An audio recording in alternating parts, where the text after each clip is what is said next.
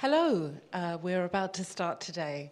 Welcome to those of you in the room with us here and those watching online. And of course, good morning, good afternoon, or good evening to those future online audiences who will be joining us from their kitchen, from the train, or who knows where. We have a digital moderator on the chat for those folks online who will probably be saying hello as we speak and support you with any issues.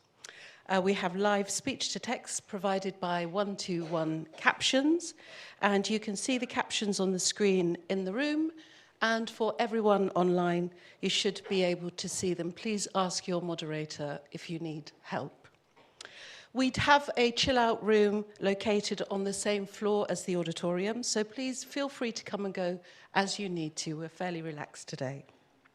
And that's for anybody that needs quiet space.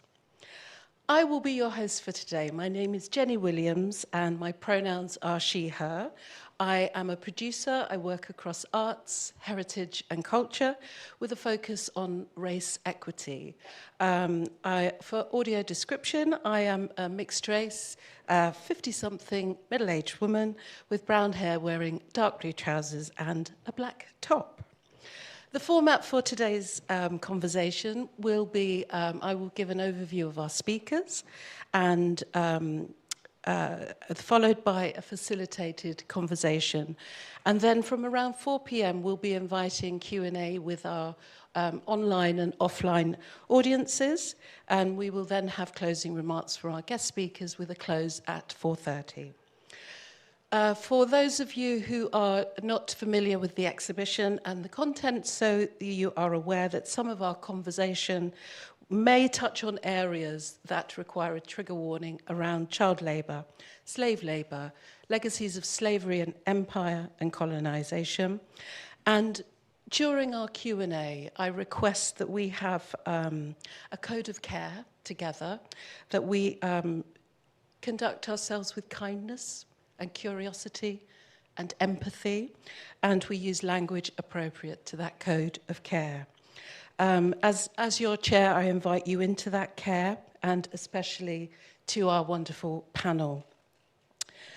Today's event is connected to the Wellcome Collection exhibition of milk. So, we are going to proceed, and I'm going to introduce you to our amazing panel of speakers, and then we're going to open for conversation. We are joined today by Dr. Halima Begum, pronoun she, her, a CEO of Runnymede Trust, a leading UK civil rights and equalities think tank. A disabled British Bangladeshi Muslim woman, Halima began her career as a policy analyst on Lord Parker's Commission on a multi-ethnic Britain back in 1999, before moving on to work in senior roles with the UK government, the British Council, and Lego Foundation.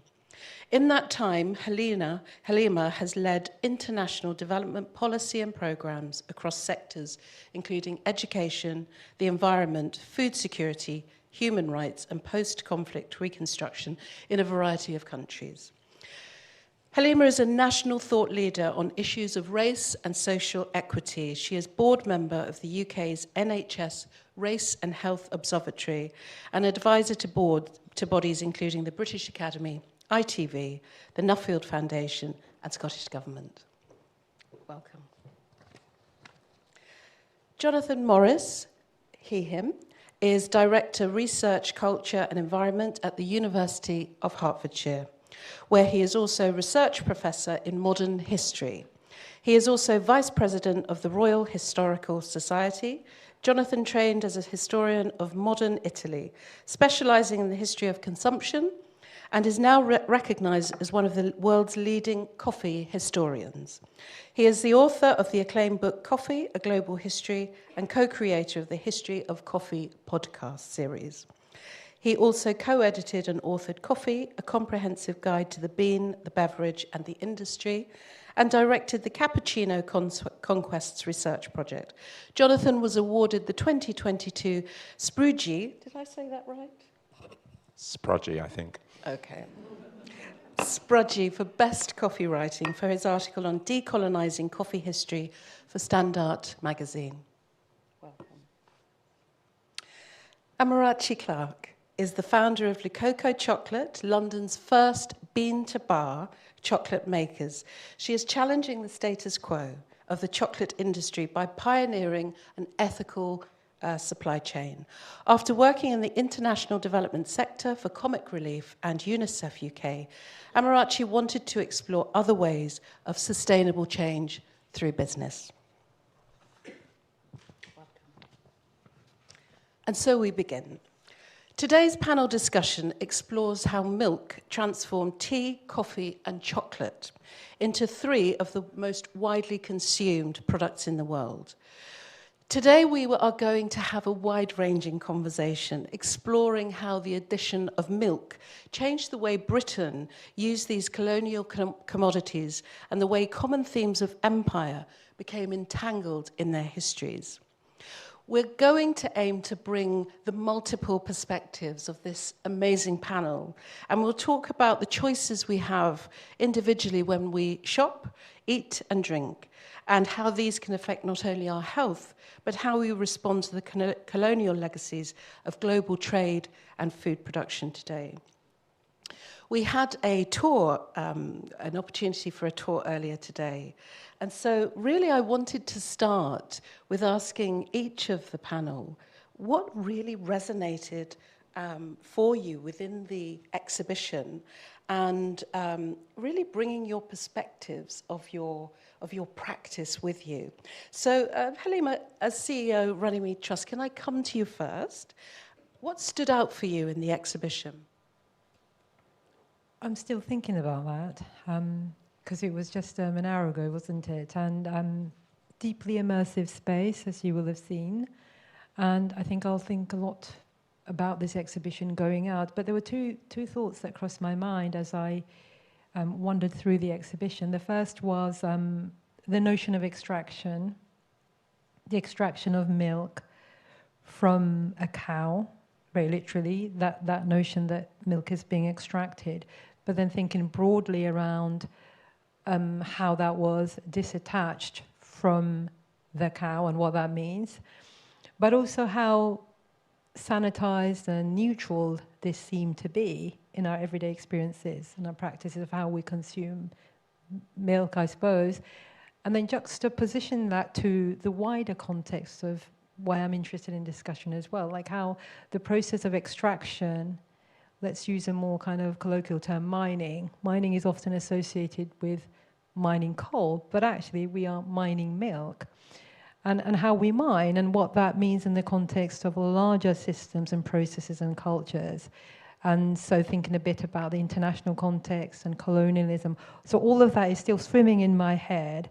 And as I say, there's a lot there, and I'm going to come back to it in our discussion, but what a fabulous exhibition. If you're left thinking, reflecting, not quite sure where you're landing yet, I think it's amazing. Thank you. And if I may add, your work at Runnymede in race equity covers so many intersections of the exhibition, from health equity through to so many different areas. And I'm particularly struck by Runnymede's work around a research partnership with Greenpeace and some of the work you're doing with visual arts and culture. I just wondered if you might expand on that for our audience to understand the kind of work you're involved in this area. Sure. So just to link that back to what I was left with from the exhibition, this idea that something so unassuming as milk, everyday experiences of our life, can be so uncontroversial. It's so taken for granted that it's okay and it's normal.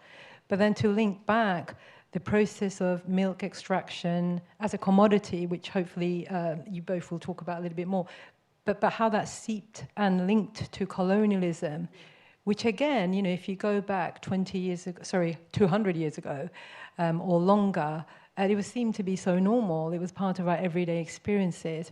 So I suppose the work that we do at Runnymede, which is Britain's oldest race relations think tank, is to make sure that through research and evidence we disrupt our thinking on what is normal in relation to race.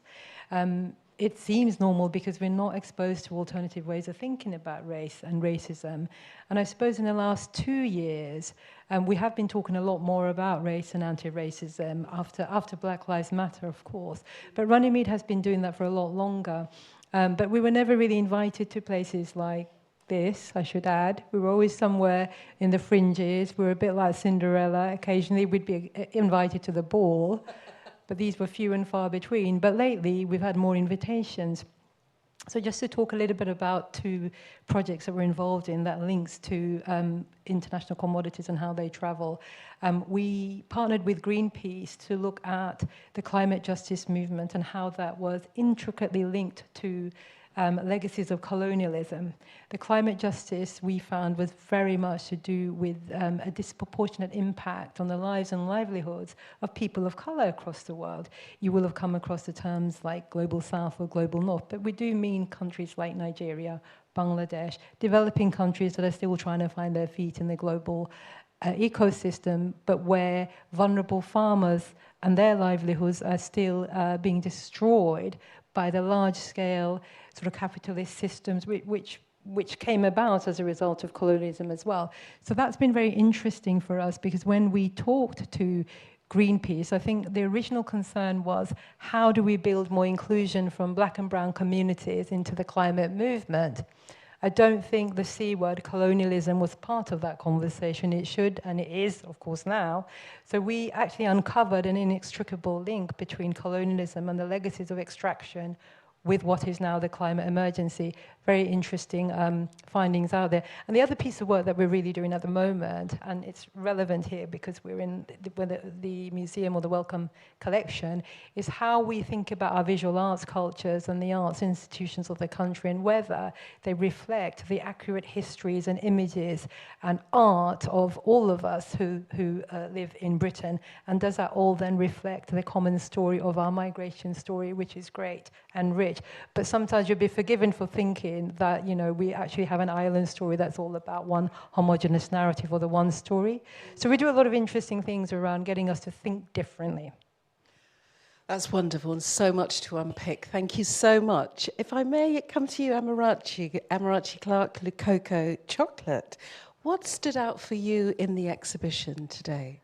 So it was quite interesting for me, looking at the exhibition from someone that, I confess, I don't drink milk, and stop drinking. Are you allowed to say that? I hope I am. I'm being honest. But I stopped drinking milk in my early 20s, so we're talking like 18 years ago. I look younger than I am. But for me, I thought, an exhibition on milk. What does that mean? And so it was just interesting for me, because I have this conversation with my mother-in-law, who was raised on a dairy farm in Northern Ireland, and she's always like, you've got to drink milk, you've got to drink milk. And it's like, I don't want to drink this milk. But one thing in comparison to chocolate which I found was interesting was that the final product is great. It seems harmless. It's marketed in a way that we shouldn't question more. Where's it come from? Why is it here? Who told us that we should drink milk? Who told us that we should eat chocolate? All of these things, we don't question it further than it's in our fridge and we've been told that it's good for us. But when you start to unravel that, and there was one exhibition where they had 3 different farms. One was really organic, and really micro. Then we had one in between, and we had a mass cow dairy farm, which I've never seen other than those ones that you see in America where the cows are just spinning. I didn't realize we had them here. That's when it kind of hit me. There is a link, because we have this kind of, and I'll speak about it a bit later on, about this kind of connection with chocolate. We have this connection with milk, and it should be cheap and stuff like that, but we don't ask where it's come from. And so looking at that, it made me, and what I know about chocolate and what I found out about milk is that there's more violence to this process than meets the eye. So, and unpicking that is where our questions should be. So it was really interesting for me, because it was a whole reframing of milk for me. And I'm a person that doesn't engage with dairy milk, but it's just something that was quite interesting to see how violent it was. I certainly echo that, and the shift in perspective for me was off the charts going through the exhibition. And it would be really interesting if you could share the perspective you come from as founder of Le Coco and a little bit about the history of how Le Coco was founded. You say you're a bean-to-bar chocolatier rather than a bean-to-bar chocolate maker rather than a chocolatier. I got it right. Yeah. Yeah, and I'm just going to ask a question. Does anyone know the difference between a chocolatier and a chocolate maker in the audience? And that's fine, because that's what we usually come across, is that we talk about chocolate making and someone will say, oh, you're a chocolatier. You're like, no, we're not. We're chocolate makers, and there's a big difference. So just on this basic form is that we will import cocoa beans from around the world and make it in our chocolate factory in Bermondsey. And a chocolatier will use pre-made chocolate, so they may use chocolate from us or they may use chocolate from someone else, and that's where, so their first ingredient is a final chocolate, and it does get quite confusing when they talk about making chocolate. Really, they're decorating and filling chocolate, whereas the maker is actually going through that process of making chocolate. But as Jenny mentioned, my background has been in charities. I've worked for UNICEF, he works for Comic Relief, and part of that, part of my kind of work in history, I also was the vice president of the National Union of Students. So I had so I've got a political background as well. And so you mix all of that stuff up, so you become this kind of supercharged person, no matter where you go, trying to look for injustice and trying to solve it wherever you go. But I used to be a keen runner, and in 2014, I ran San Francisco Women's Marathon and I got injured.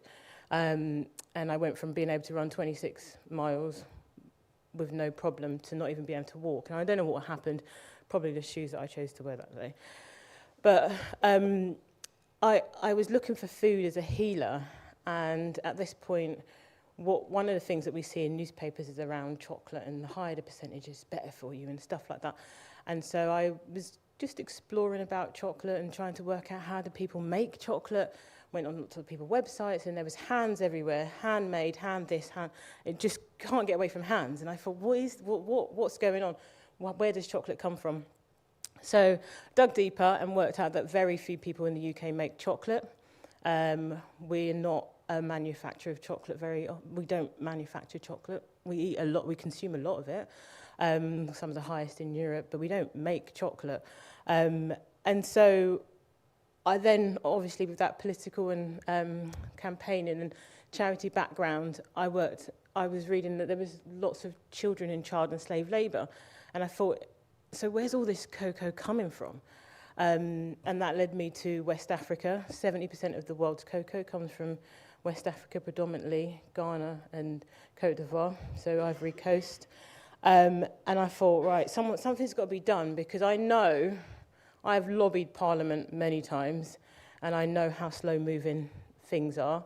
I can scream and make a campaign, but how far will that go? But one element that hadn't been explored was about business. Can you just show them that you can make an amazing chocolate without having child and slave labour within the supply chain? So I did. I taught myself how to make chocolate. I converted the second bedroom in our 2-bedroom flat into a chocolate factory. I don't know how my husband's still with me, but he's there. And this is 2015. And it went from there. And I learned so much about chocolate. And that one thing we don't talk about is that chocolate's actually more like wine and coffee. Different regions create different flavours. That very direct kind of like terms of chocolate that we have, of dark chocolate being bitter, milk chocolate being too sweet, and white chocolate not being chocolate at all, doesn't exist. And I'll tell you why that is a bit later. But so I converted my second bedroom into a chocolate factory. Then we moved house and converted the outhouse, and the business was growing organically. And then in 2020, February, the worst time to upscale, but we moved into a factory in Bermondsey, and that's where we are today. And so the business has just been growing, because with one of the things that I was really keen on is about making that communication message that we aren't just another chocolate on the market. Even our name tried to spell out how different we are. So the LU in Lucoco stands for lucuma, which is a fruit from Peru, which we use as a sweetener. The CO is coconut sugar, which is a sweetener.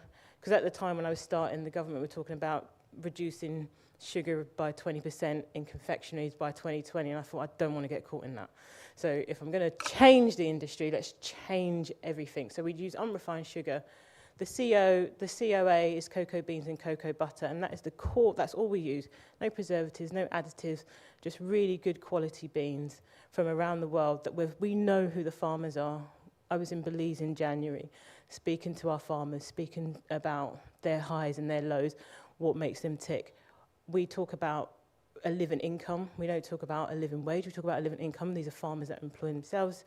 And so it's about showing that you can do something different, even on a small scale like us, but to show that you do not have to have child and slave labour. There's no reason why a 7-year-old should be carrying a machete. There's no reason for it.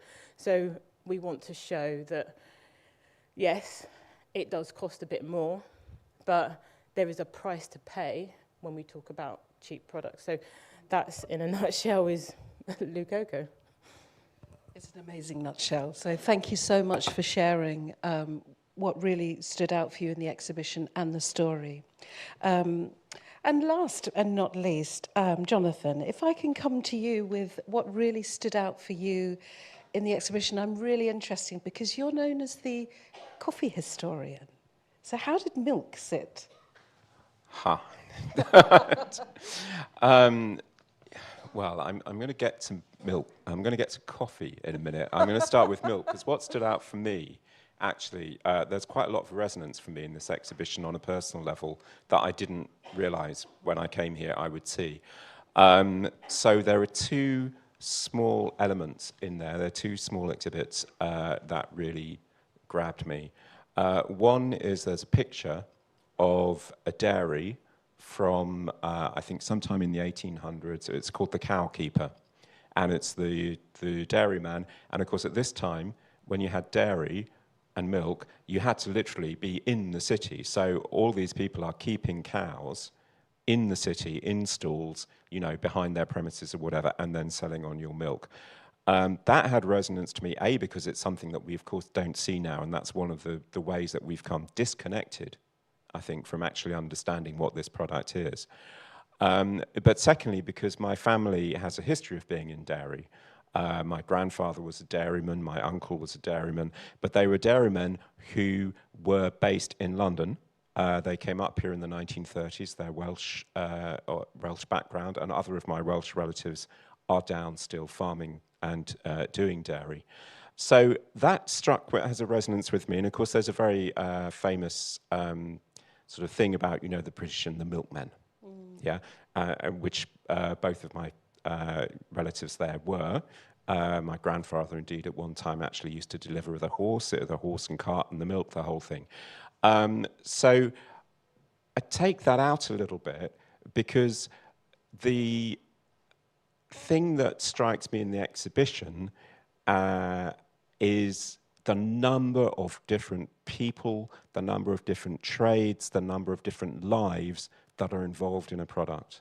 The very broad diversity of that. And that's true whether we talk about coffee, talk about cocoa, or we talk about milk. There are so many multiple facets to that. So that's the first thing that really struck me. The second item that really hit me, because this is the awful thing about being a little bit older, is you become part of history. There's a great photo there from, I think, 1971 of the protests around the end of school milk. Yes. I was delighted by the end of school milk. I can't tell you. Yes, I relate to that.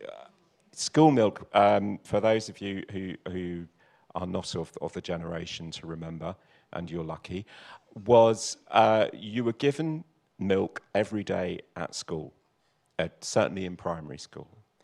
And this milk, obviously being a government benefit and in effect a welfare program, the teachers felt obliged to make sure you drank the milk.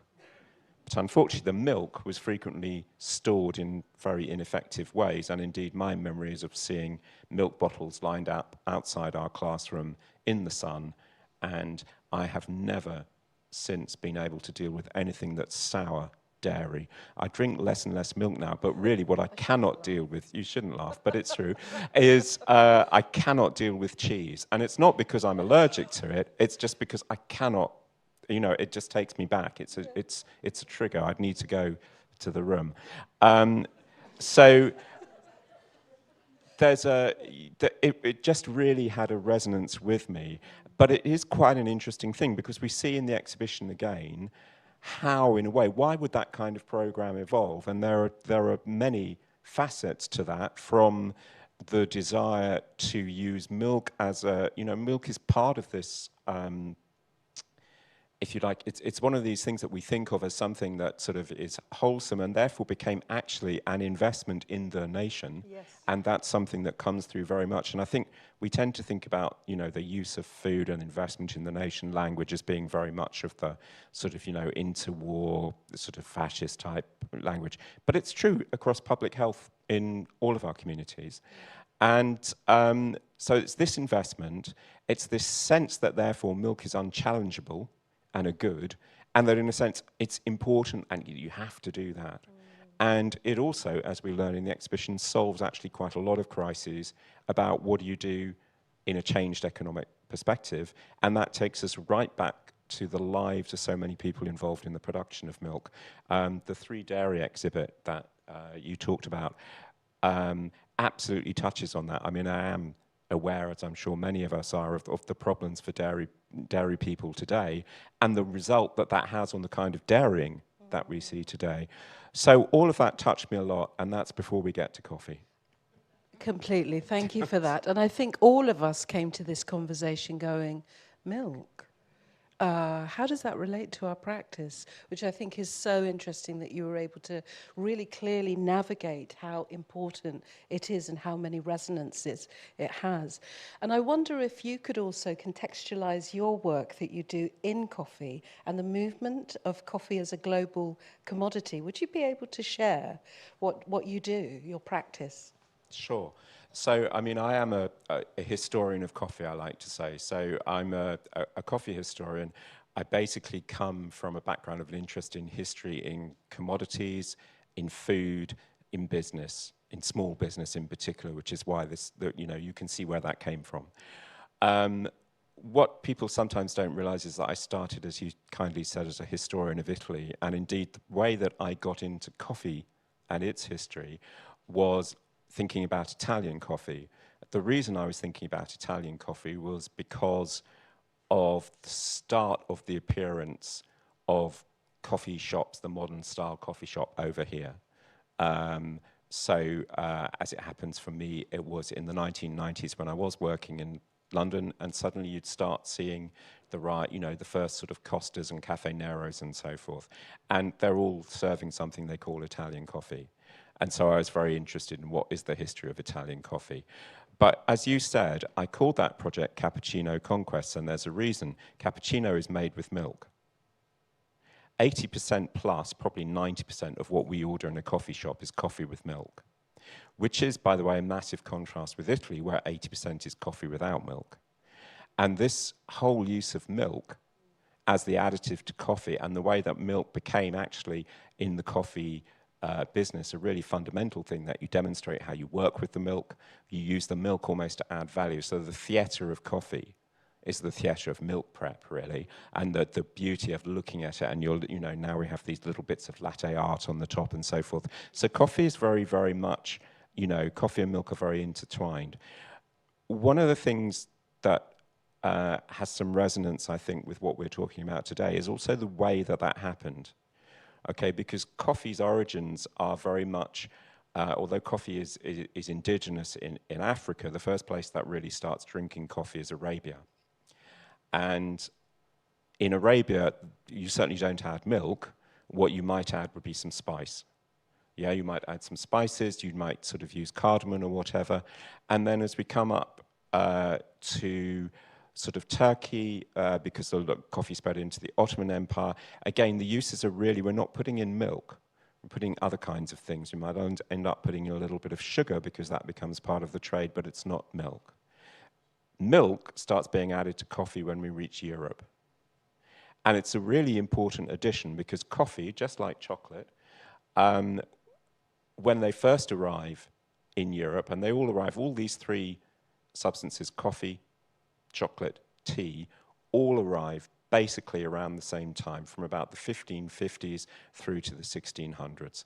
And the consumption of them originally, as they are consumed in these exotic places from which they have come, or believed to have come, and it is, you know, that it is dark, it is bitter, it is raw. The way that coffee and tea take off is because of the addition of milk, because the milk modifies that taste, but also the milk has another aspect to it. The milk is domestic. So these are exotic commodities which are now domesticated by the addition of our own good milk, because we know milk is good and we know it came from here, and the same, you would see the same in chocolate. So have a look at Swiss chocolate. Swiss chocolate is all really about Swiss cows.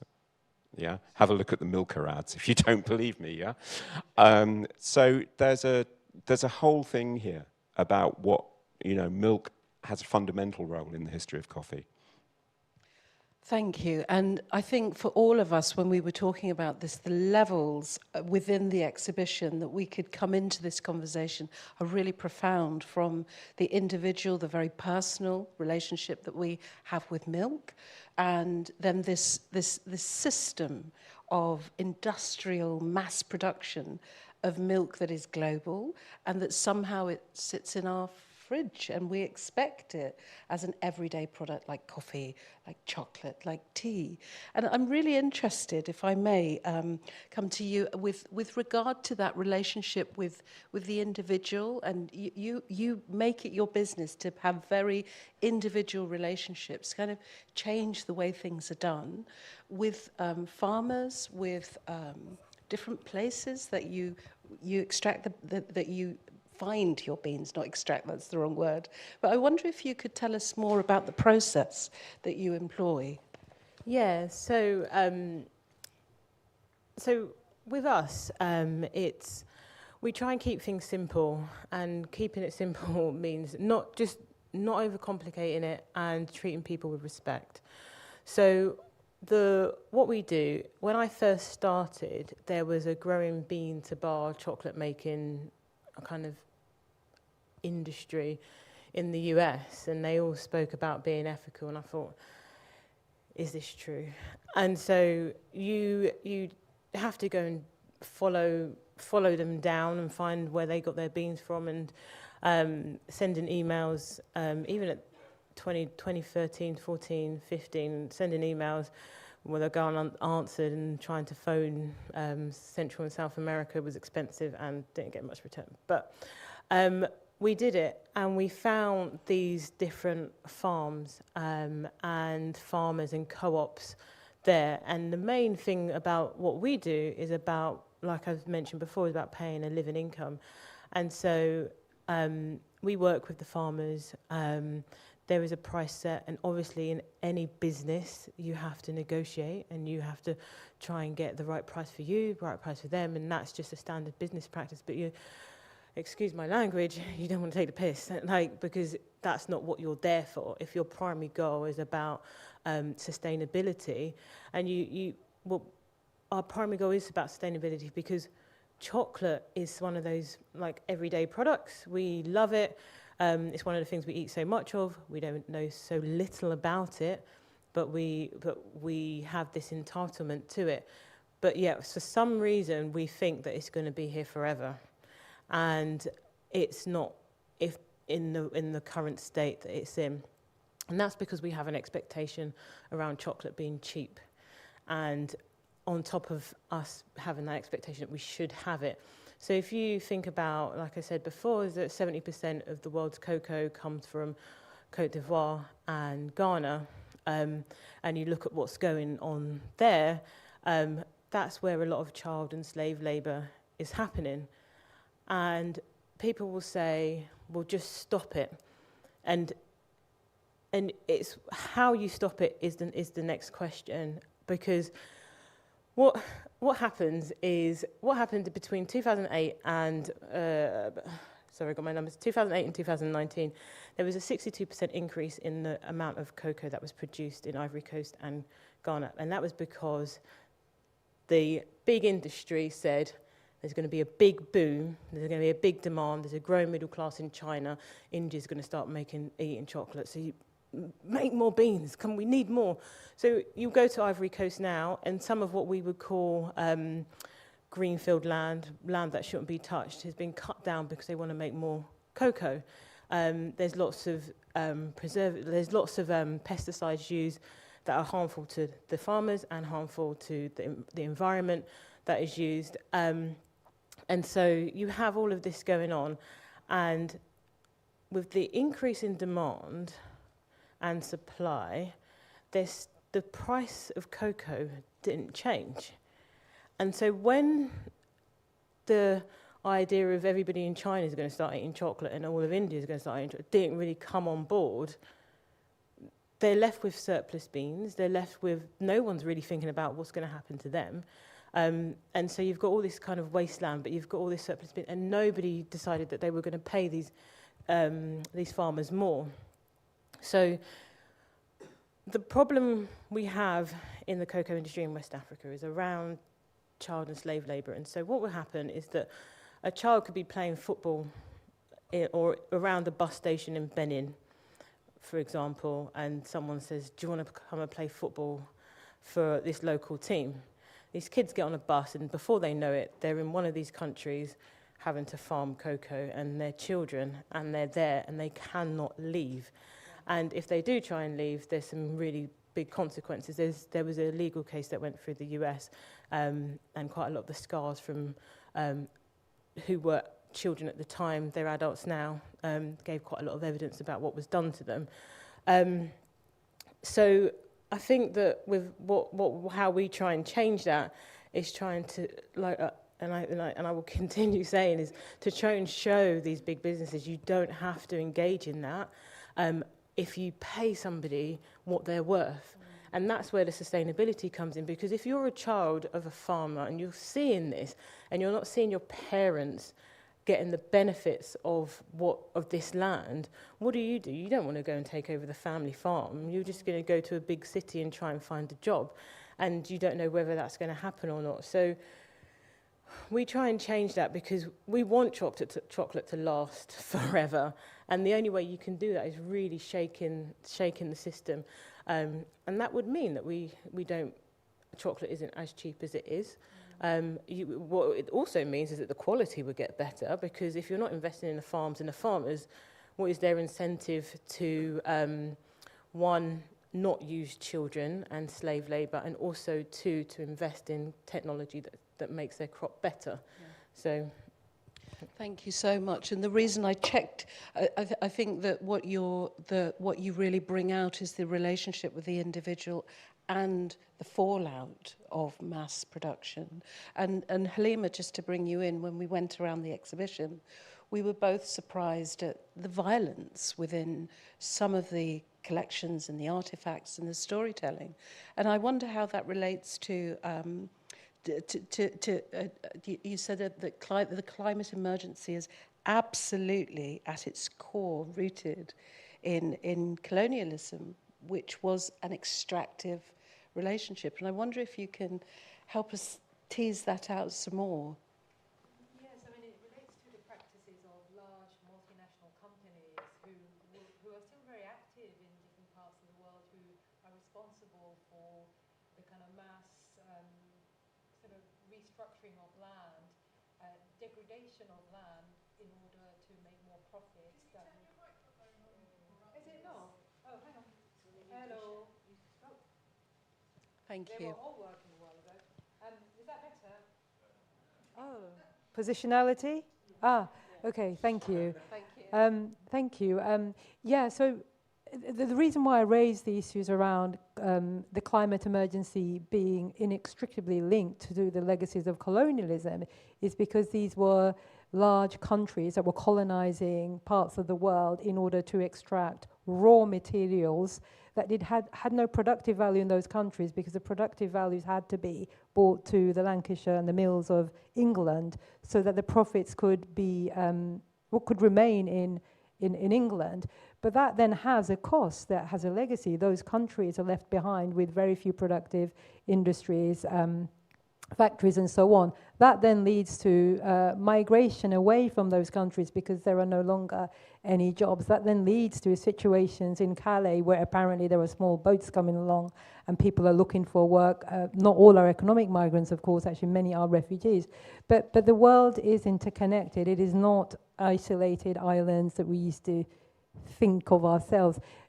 But currently, many of these countries haven't been able to develop in the ways that the rest of us in the global north have. So it has been unequal and extractive, really. And that's one of the reasons why we are working hard to make sure that the climate emergency is understood to be resting and on the legacies of colonialism. But take an example of milk, because I want to bring it back to milk as well. In our report, we talk a lot about how much packaging is done in the global north of products, everyday products like milk, coffee, and so on. But take the UK as an example of where the dumping goes in the UK. So over half of the UK's plastic is dumped overseas. They call it offsetting, right? Even the language of offsetting in the climate movement is wrong, because offsetting is basically offloading. So take your problems, make your own amends in your own minds, and offset that or offload it to another part of the world. Now, in the world, every year, by the way, there's about 400,000 to 1 million people a year that die from a disease related to plastic waste or pollution. That's about one person dying every 30 seconds. That is a result of diseases that come from plastic. The people that are dying of these diseases are actually in the global south. So it's deeply upsetting to know these facts, which are hidden from our school system. And this is why I relate it back to the milk exhibition. You would think that the milk of human kindness is something so positive, so valuable, something that you just want to do. Same way as the way that the system is organized globally on the back of colonialism. It seems so normal, but actually when you think about who is dying at the end of those production chains, you talked about children, you probably talked about farmers that are quite fragile and vulnerable. We're not really exposed to those stories, and it's really important that we become aware of this. And I hope that in our own education system, but we are exposed to accurate histories of milk extraction, the legacies of Shell in Nigeria, all of those things that many people stop us from learning in our schools because they say that's political. Well, last I checked, it was accurate history, not politicization. So there's a lot going on in terms of smoke screens of what is accurate, what is political, that stops our children and young people from actually learning more about how to preserve our fragile planet. And I hope that we can talk a little bit about that afterwards in terms of what we should be doing. Fabulous. Thank you so much for that contribution. And I'm really interested in this sense of the global movement of something as everyday as milk, and so many layers that we've already touched on. And you said something really interesting, which I hadn't even thought of, is that the role of the mass commodification of everyday products like coffee contributes to nation building. And I just wondered if you wouldn't mind expanding your thinking around that. Did I interpret that correctly? Yeah, I think what I'm thinking of, to go back to the exhibition, obviously, is the way that in some ways milk was presented as a national commodity. It comes from our cows. By the way, unless I'm much mistaken, and I'll hope that the organisers will tell me if I'm not, our milk doesn't necessarily come from our cows now. That's why we have a dairy problem. And to grow back to Halima's point, that's why we're seeing countries such as, well, Brazil would be one obvious example, where we're seeing land loss because the country is being given over to dairy, and that milk is then exported. I mean, we have a much bigger problem here. to sort of go back in history, there's that sense of, yes, this is part of it. We are feeding our people, we are making our people, stronger. We are developing our people, and we see in the exhibition the problem with the idea of, a kid develops, oh, well, it's because they drank their milk. A kid doesn't develop, no, they didn't drink their milk. And this became very rooted in particularly the early 20th century, this idea that, public health is an investment in the nation, and it can be flagged in various ways. I'm going to give you an example, if I may, because it pertains to coffee as well. And this is an example of New York, really, in the early first half of the 20th century. So that's the period in which a lot of Italian immigrants, particularly from southern Italy, go to New York. In fact, it's a time when many different immigrant populations go to New York. And as a result of that, there was a very strong and very well-motivated public health intervention from the New York authorities, and they would send health nurses and educationalists into the school system and to go and visit families from immigrant backgrounds and sort of teach them how to nutritionally become American, how to do this right. Now, when they got to the Italians, they had a bit of a problem because the southern Italians, in particular, for them, first of all, New York was like, wow, we've actually got an abundance of food. So what are we going to do? We're going to eat and drink all the things that we couldn't do in South Italy, but which we thought were supposed to be part of our diet. So you go, for breakfast, it's coffee and it's sweets and candy and so forth, and these nurses are horrified by this. And so there is a whole sort of literature and intervention that evolves, which is basically trying to teach southern Italians to stop giving their kids coffee and sweets and make them have milk. Now, this is, aside from anything else you want to see, this is actually quite problematic for one simple reason, which is actually the further down Italy you go, Italy is as you know, it's a long, small country, and within that, there's quite a lot of genetic variation about lactose processing. And actually, southern Italians have a gene which is not very good for lactose processing. Again, I'm not going to get into the science because I can't, but this is quite well documented. So in fact, it wouldn't have been that good to be doing that. But it also is obviously very culturally problematic. And indeed, what you have is these things where they basically in schools start getting kids to write assignments with stories like, the little girl who told her parents, no, I won't drink coffee, I want milk.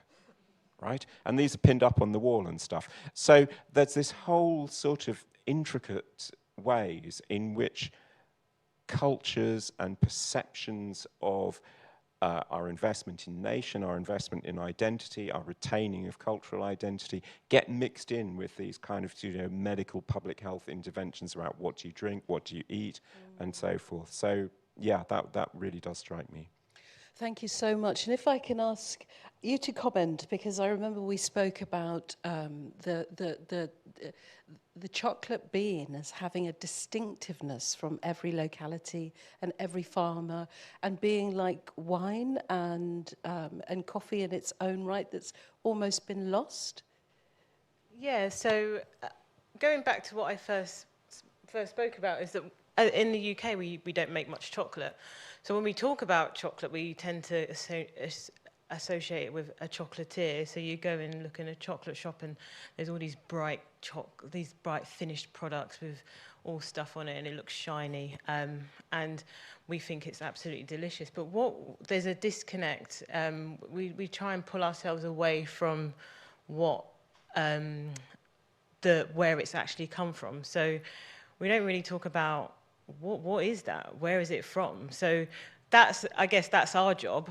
And they go to make things look pretty. We go to actually make the actual raw product. But it's not helpful for the public to kind of constantly see that rather than the manufacturing of chocolate, because you go back to origin. Okay, we source our beans from Dominican Republic, from Haiti.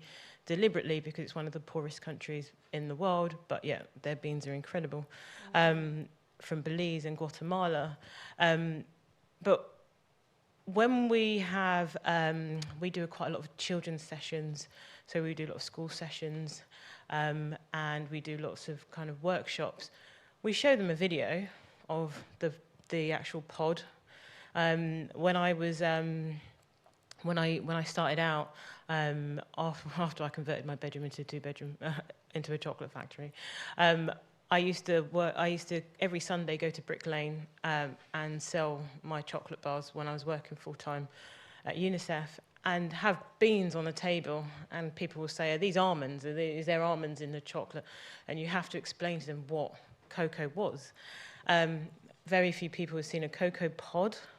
Very few people have seen the beans. And so when we're doing these sessions with schools, they come into the factory, and we get them to try and reconnect with what it actually is. So we will show them a video of a cocoa being cut, one that I filmed in January in Belize. We get them to see what someone at the central fermentation house is doing, moving cocoa beans from one box to another box, and how hard that is, because chocolate is a fermented food, which we don't really know about. And then get them to see, then actually what we do also do is get them to taste raw cocoa beans. Well, we roast the beans, we take the shells off, and we give them cocoa nibs. And none of them like it, but we say it proves that there's a lot of hard work that goes into making the chocolate that you eat. But it's about reconnecting with that. And I think that once we do that, we can start asking questions about, but why? And a lot of people ask us, why are your bars and your products so expensive? And we always say, that's the wrong question. If you ask, why is this so cheap? Then you might start unraveling what the real issues are, because you're not connecting. You're connecting your entitlement of having chocolate with the price of it, and not what is actually happening. So we spend all our time trying to build bridges with farmers and farms and co-ops and all those sorts of stuff to make a better product. And if you can buy a bar for £1, that's when you should start asking questions about what, because we do need to reconnect with the food that we're eating. Thank you. And I am going to ask a couple more questions and then open it up to the floor for our audience here and online. So if you do have questions, do start getting them ready. And I just wondered, Jonathan, if that spoke to you about, I could see you nodding when you said about the value that we place around our everyday products. Yeah, well, I would say that there's a very similar story here with cocoa and chocolate and with coffee, and it's a historically similar story as well. And I think we might, we need to take this over quite a long view. Most of the history of coffee is really a history of trying to make coffee cheaper. Up until really about the last 30 years or so, all of that has been driven that way, and my sense is that that would be true for cocoa and for chocolate too. And so the way that the market has grown is you make this coffee as cheap as possible. That means you treat it as a commodity product. You don't invest in it, and you take away the sense of the differences, the subtleties, all the things that Amarachi is talking about in relation to cocoa, which would also apply to coffee. We see that still, and I think this is the other thing to say, because while we in coffee also have had quite a growth of what we call the specialty coffee movement, which chimes a lot with what Amarachi is talking about in terms of where she secures her beans from. And the same would be true of coffee buyers who try to buy maybe direct from origin, who do the equivalent kind of direct trade, etc. That's still a very small proportion of the total market. And even though it's a massively bigger proportion in this country than it was, it's going to be an even smaller proportion on the global market. So it is still very much the case that there are real problems around this.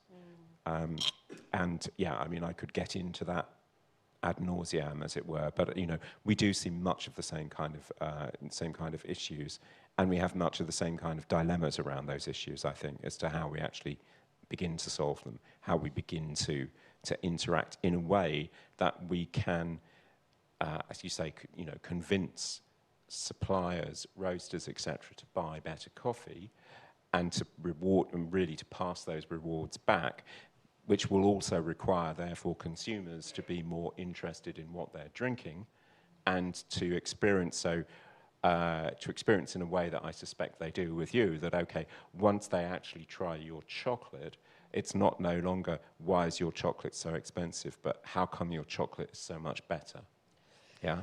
Yes, very much so. Thank you so much. And I wonder, Halima, if that really speaks to you, because the drive for cheapness has an impact. Yes, I think it should be framed in terms of preserving the planet, actually, because you could go large scale, industrialize further, make it cheaper, make it accessible, affordable, the whole lot. But in that process, how much carbon emission are we sending out?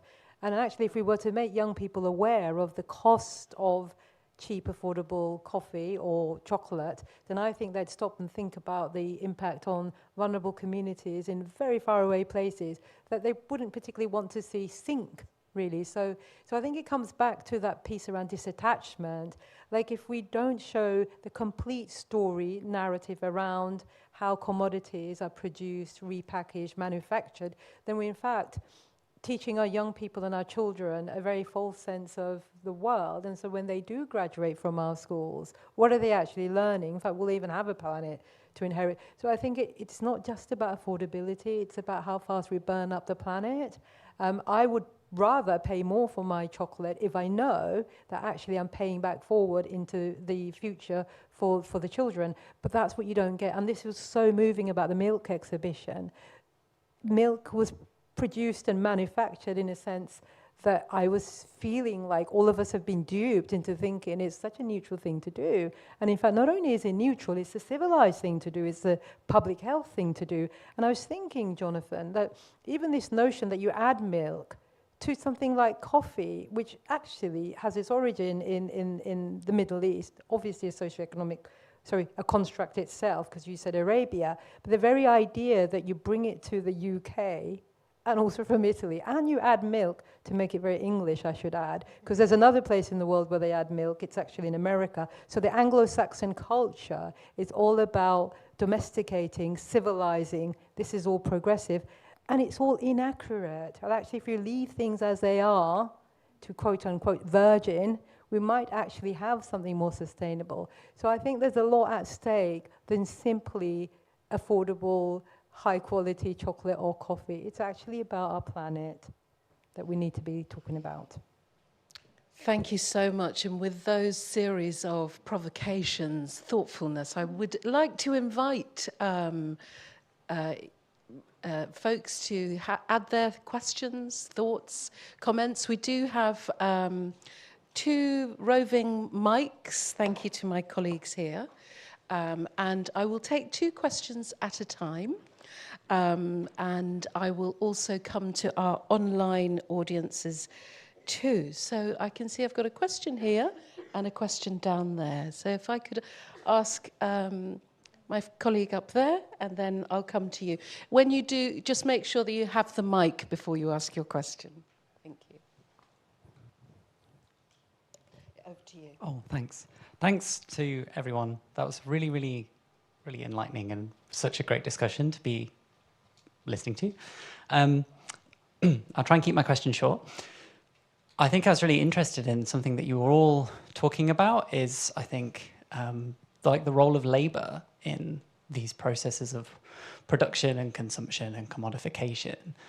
And I think, Amarachi, you used kind of talking about where things are from, and lots of people talking about origin. And I kind of was thinking, it's also kind of about who it's from, right? Like it's, in terms of milk and in terms of coffee and in terms of chocolate, it's both a land relation and also a labor relation and a supply chain relation that we're involved in with people.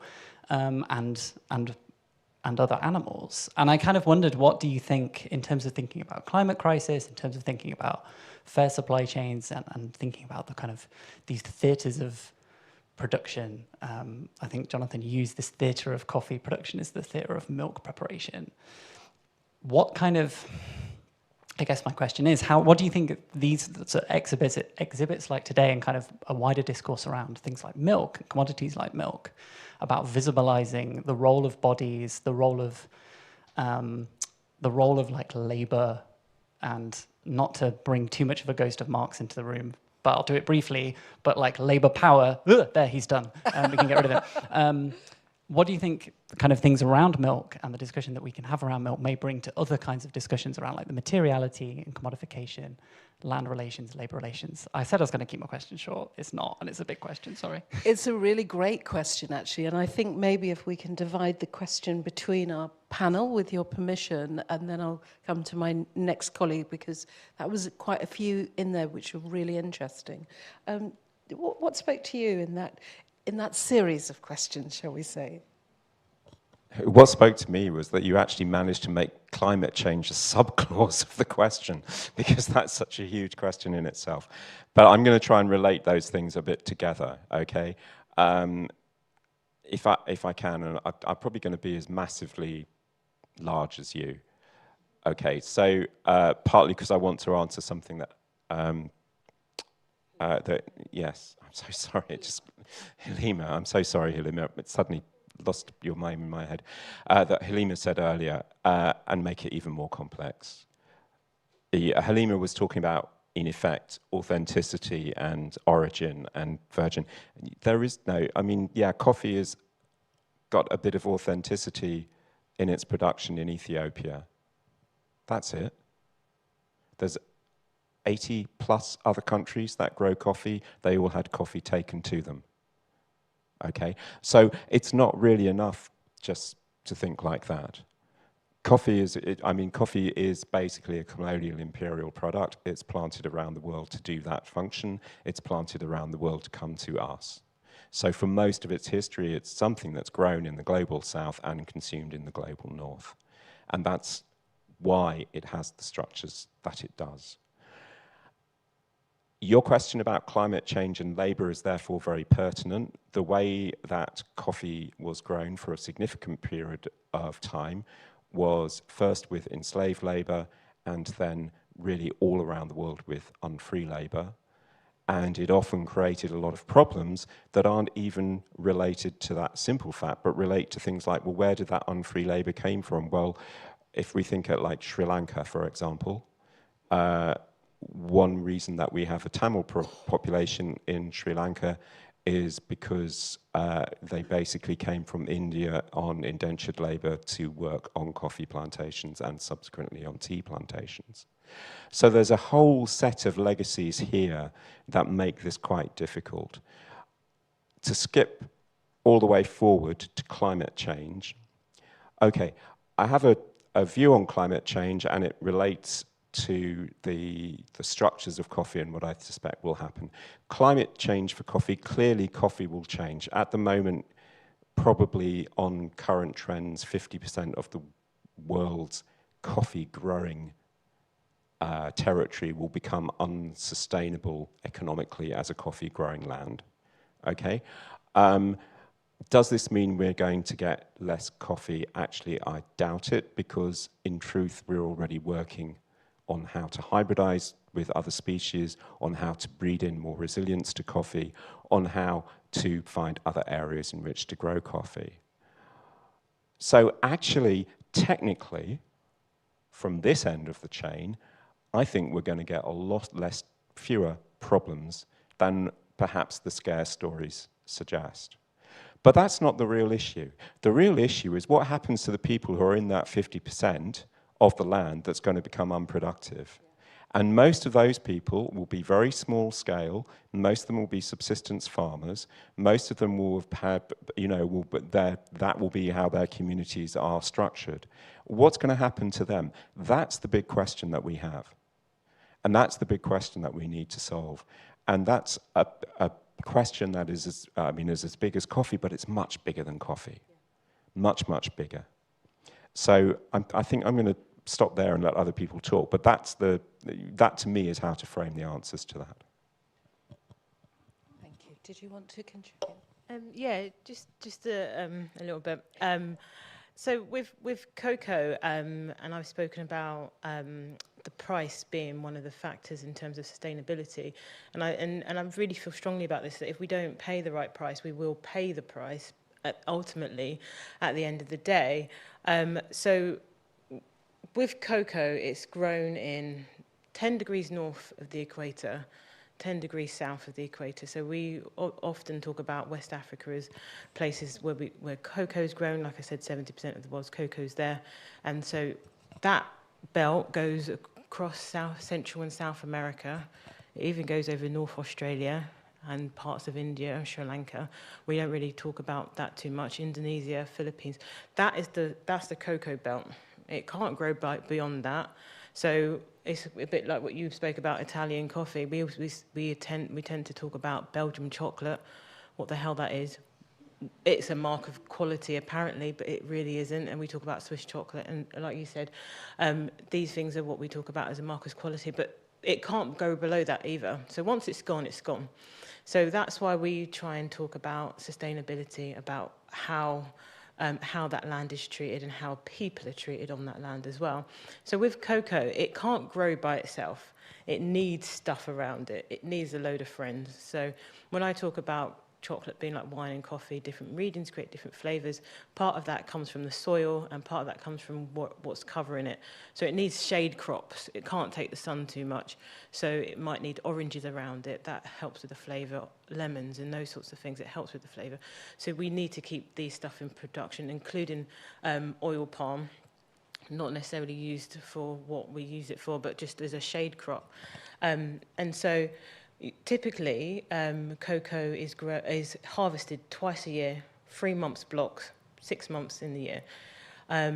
What we find now is that it's harvested all year because they don't have a choice, because otherwise and I'm talking about Belize and Guatemala here specifically, is that they don't have a choice because otherwise the cocoa will go bad and no one will buy it, and then therefore that's the impact on them and their livelihoods, especially on a farm that I went to, which is capable of growing a ton of cocoa in a year. Them not being able to harvest all year is a problem. And so climate change is closer than we think. Well, we all know this, but and this is why I was talking about trying to reconnect with our food, because if they haven't, and it sounds like it's a great thing that they're having to harvest all year, but it's also a problem because they're having to adapt to different climates as well. So I guess that's my answer on that. Great, thank you. Halima, if you're happy, I'd like to move on to our next question, unless you'd like to add. We have a question here, and then I'm going to go online if we have any questions coming through. If not, I'll come to you. Thank you.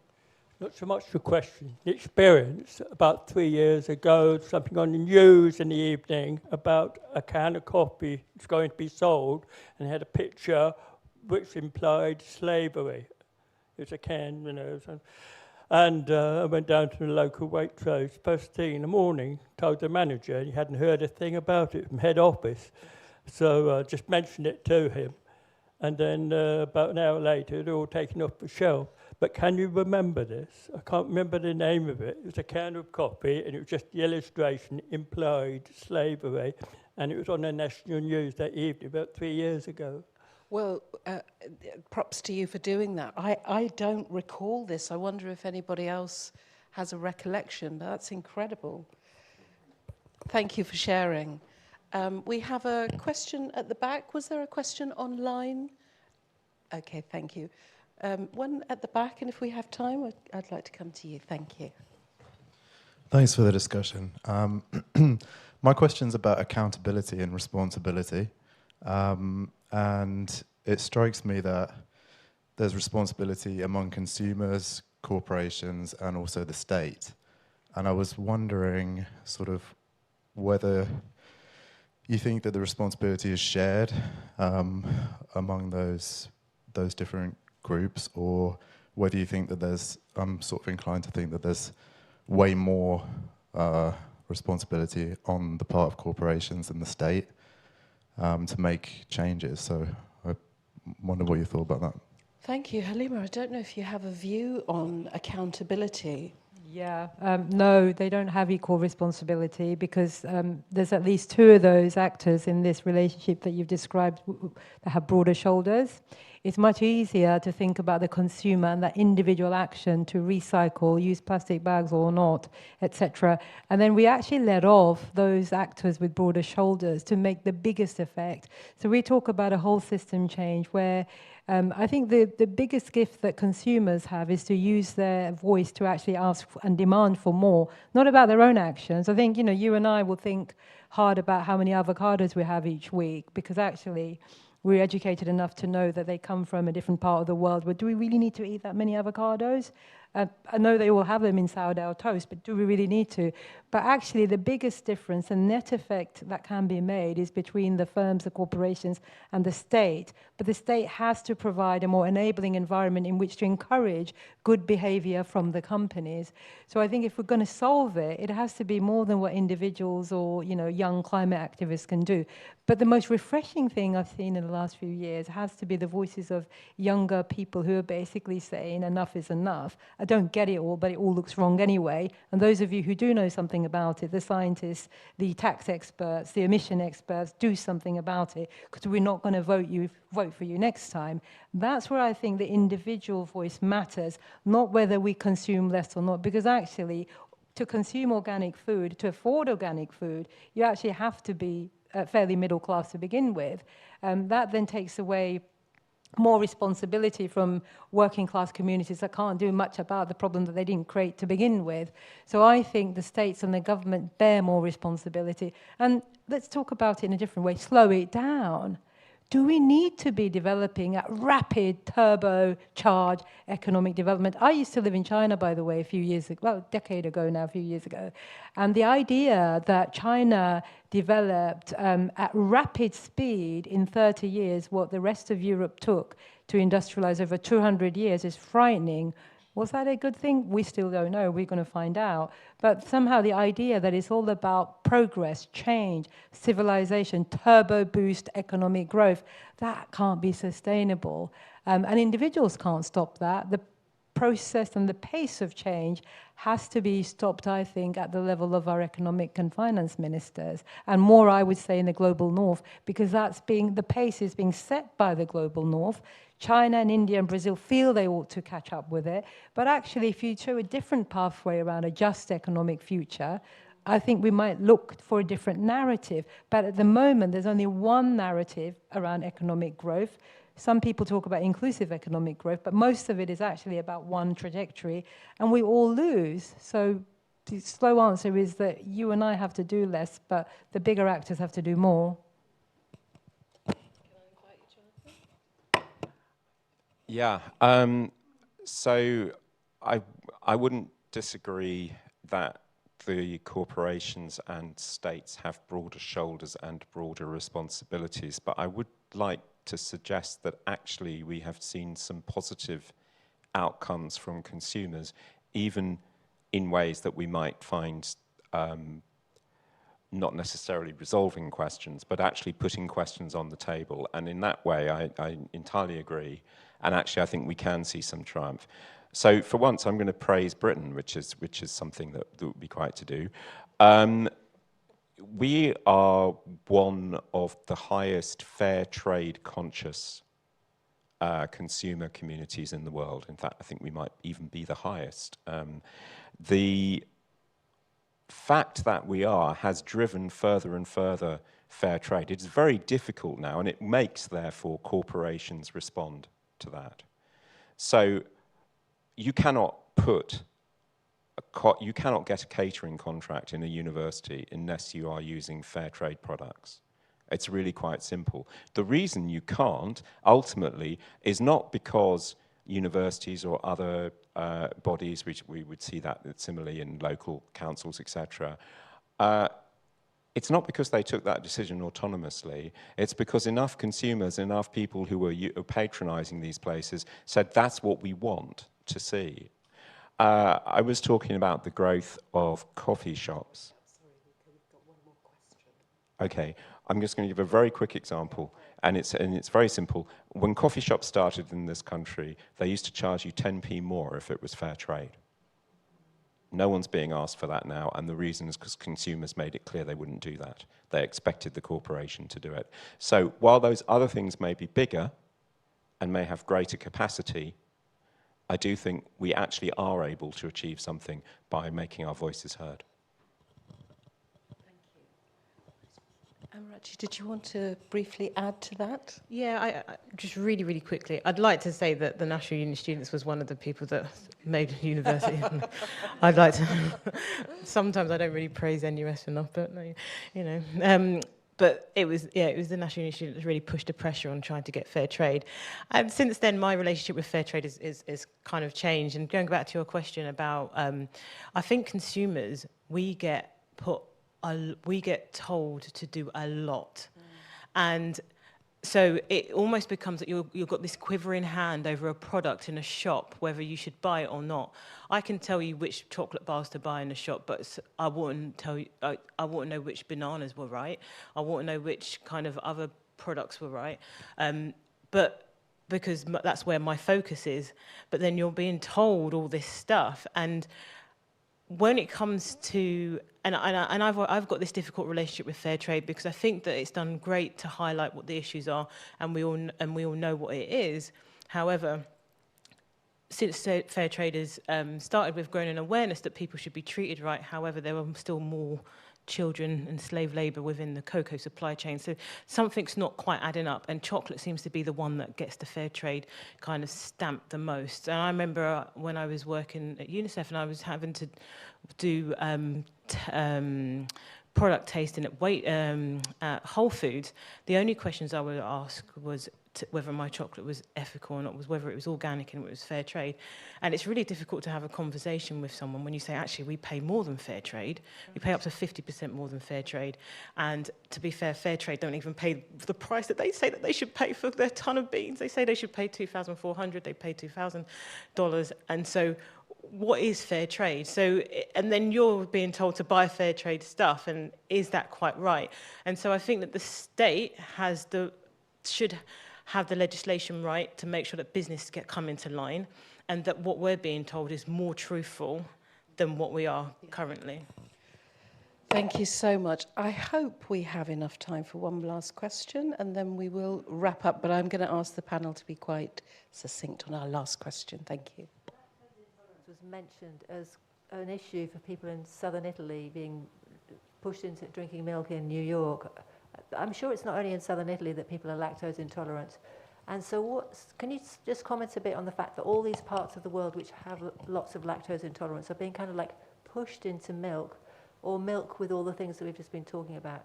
And actually maybe that's not even right for them. I'm looking...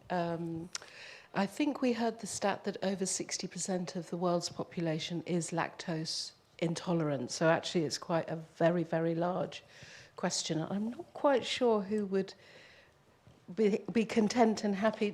Do you both want to try? Yeah, I can really be quick on this, but this is kind of second-hand information because I was watching a programme on Channel 4 about gut health. And there was a guy on it, and he went on there. His origin is from Nigeria, and I didn't know, I'm Nigerian as well, I didn't know that we had issues with lactose intolerance, but he was talking about, my stomach hurts, I do this, and I do loads of weights, and they said, what do you have? And it kind of turned out that he drinks a lot of whey protein, and they said, well, it's got to be that. So they tested him, and it turned out that he was lactose intolerant, and I thought, wow, okay.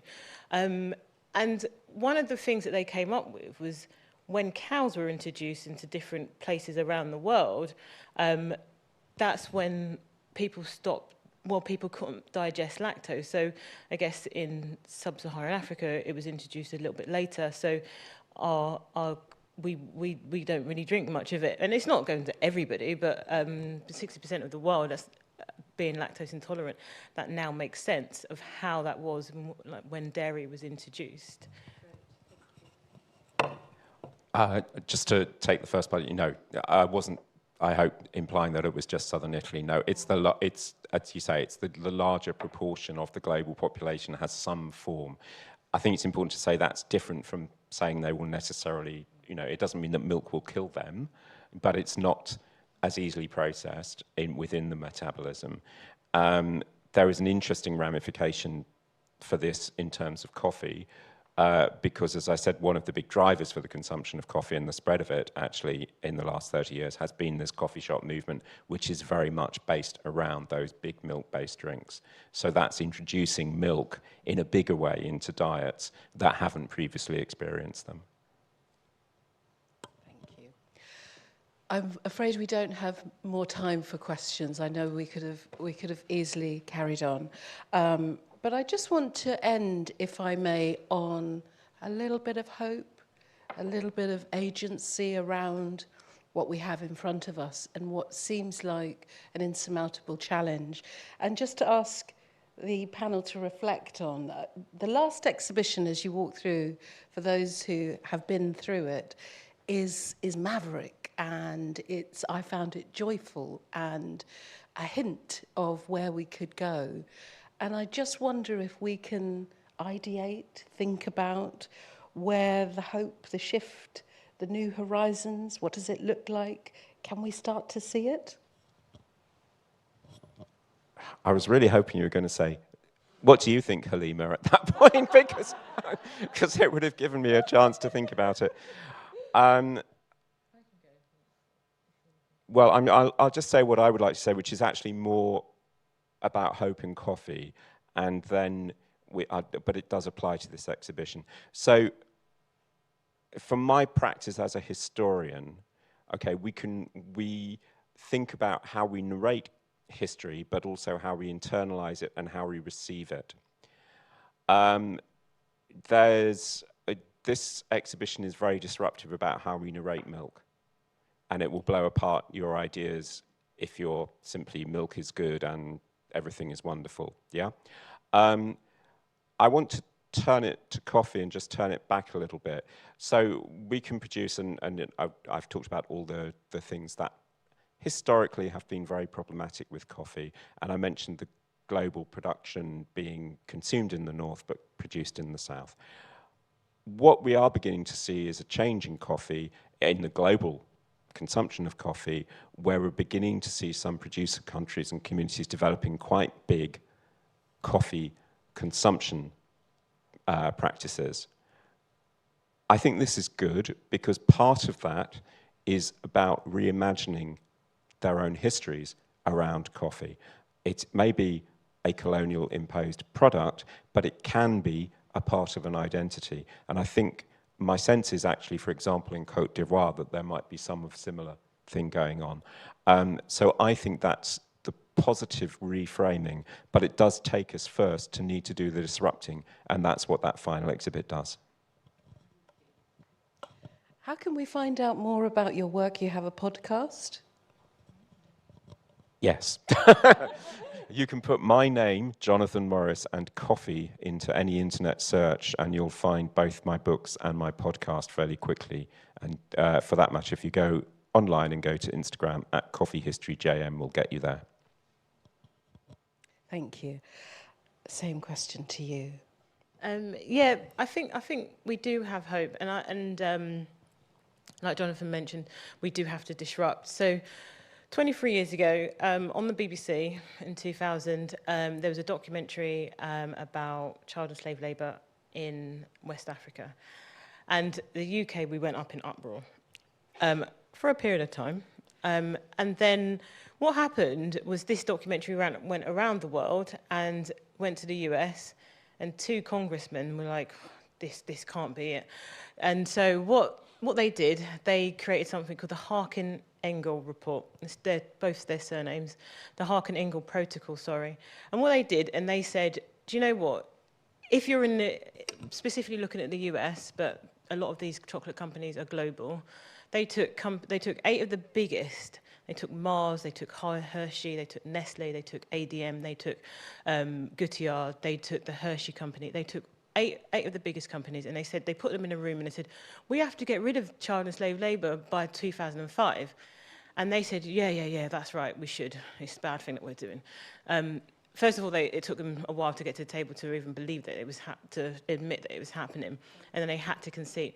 And then 2005 comes, and they're like, oh, just give us a little bit more time. 2008 comes, just a little bit more time. 2010, they decided to say, just not yet. We're just trying to work out what's going on. So they've had like 10 years already. 2015, they said, right, let's just maybe get rid of the worst forms of child and slave labour. Defining that, I don't understand, just get rid of it. And then 2018, 2019, 2020, they said, we'll get rid of the worst forms of child and slave labour, in our supply chains. One of those companies was a company called Barry Callebaut, which you probably won't know, and I won't mention any of the companies that they make, but one of the biggest popular chocolate companies that you can buy at the moment, which is a Dutch company, they have their chocolate made by them. And yet they will talk about being anti-slavery, anti-children, yet the actual machines that are making their chocolate is made by one of these worst offenders of child and slave labour. So one of the things that I'm always wary of is, why have you got so much money for a natural product to push that message? And so so all of that to say is that they're going to try and get rid of child and slave labour by 2025. I don't have much hope in it, because the numbers of children have gone up, not down, in this time. Well, the other thing that we can do in the UK is that we have this Modern Slavery Act, and we sit down at Lococo and we start to think about what should we be doing. And obviously I have a campaigning background, and changing that Modern Slavery Act is one of the things that we should be doing. Because every year, these big businesses, they say, right, okay, we're not going to have any child and slave labour, we're not going to have any slaves in our production, and then they hand it to the government, and the government go, great. And then at the end of the year, nobody checks it, and then the next year they say, again, we won't have any of this stuff, and then they hand it over, but nobody checks it. But we know, especially with fast fashion, that isn't the case, that we know that there's some bad practices happening. And so what we need is a change in that Modern Slavery Act, which then prevents people, businesses, and it goes back to your question on responsibility and accountability, the government changing this to make sure businesses do not have child and slave labour or any of that kind of stuff within the supply chain. And then what you would notice is overnight there will be quite a lot of empty shelves, not just across chocolate, but across a lot of other products as well. And then that will start giving the light to consumers on what is right and what isn't, because if they want to come back onto the shelf, then they have to change their practices, more equity at origin, across that cocoa belt. And so for me, I think that there is hope, but it's going to take a lot of willpower and a lot of want and desire to really shake it up and make that disruption happen. Thank you. Thank you. And so hope with work, hope with action. Halima. I think the hope has to come from our schools. Now, the problem with our schools isn't actually the young people or the children, it's what we teach them that is the problem. So if we were to show children the not sanitized production of milk and so on, they might actually choose not to consume milk because they actually love animals, don't they? There's something about that instinctive relationship that children have with animals that I think is suspended because they're not exposed to the reality of milk production. Or even if they choose to consume milk, they understand where it comes from. They're not detached from the reality of life and production, which keeps them in, I suppose, a lobotomized way without thinking about what is going on, which takes you then back to your point about how you then value the cost of a coffee or how much the avocado sourdough sandwich that I consume. What value is it to the place where it's being grown? So I think the hope has to come through our education curriculum and a more accurate telling of our history, whether it's of coffee, where it comes from or doesn't come from, because without that, I think we're actually duping our children into feeling that it's going to be okay, and the things that they must value must be fast fashion, hyper fashion, double-digit growth, and so on. That has to stop. And I think even if our schools haven't got that space at the moment for whatever reasons, we as caregivers and parents can actually create a different type of education that allows our young people to think about challenging this, not because they have to have quivering hands about which banana or avocado they choose. I think that's too much, actually. I'm overwhelmed with the idea that consumers and individuals can make that change. It's too much. I've got a lot of other things to think about, actually, about making some food at home that day. So I think the responsibility does go back to government, and actually the big businesses will then follow. Businesses aren't actually always bad. Some are, and I won't name them, but historically businesses have been productive and actually very progressive. Let's help them get better. Thank you. And how do we find out more about Runnymede? So we're on Twitter, social media, www.runnymedetrust.com. I have a lively Twitter as well, Halima_Begum. And we do actually produce some amazing research reports on the state of race on any sphere you want to be looking at.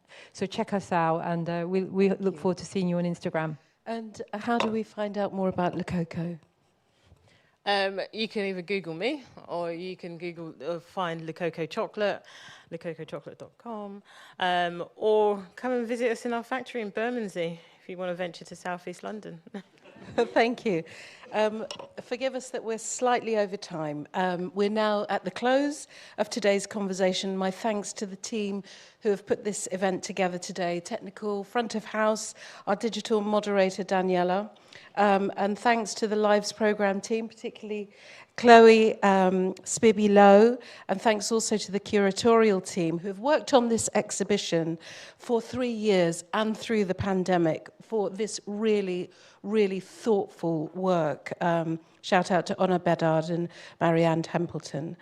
And I would like to extend words of acknowledgement and gratitude to Jonathan Nunn, co-editor of Victuals, who was a consultant early on in the event planning stages and made this excellent suggestion to do an event focused on tea, coffee and chocolate. And also thank you to critical friend Sam Allen. Also thank you to you today, to our 3 audiences, our live audiences in this room, our digital audiences and our future digital audiences.